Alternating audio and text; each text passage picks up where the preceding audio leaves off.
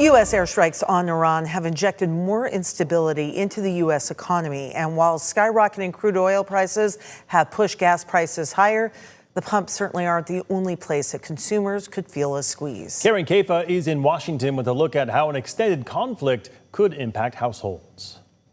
Economists say the impact of the Iran war on the U.S. economy will depend upon how long it lasts. If instead of 4 weeks, we're talking about 4 months or longer, very different discussion. So duration is key to economic impact. The conflict in the Middle East has sent crude oil prices soaring, a spike playing out at the gas pumps this week. Meghna Maharishi, airline reporter for Skift, says higher oil prices could eventually impact the cost of flying. It is hard to tell how much an increase in jet fuel prices might impact airfares, just because airfares are mostly a product of supply and demand, but jet fuel is definitely a factor. Covering higher transportation costs, whether by air or truck, impacts companies' bottom lines. The conflict is also prompting shipping vessels to avoid the Strait of Hormuz off Iran's southern coast.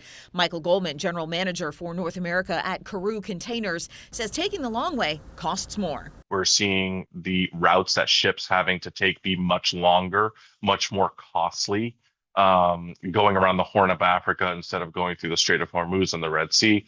And we're definitely seeing cost increases to the carriers to make those journeys. Uncertainty about whether companies will increase the price of their goods and boost inflation may encourage the Federal Reserve to keep interest rates steady, delaying relief to American consumers collectively carrying record household debt from higher mortgage, credit card, and auto loan balances. In Washington, I'm Karen Kafa.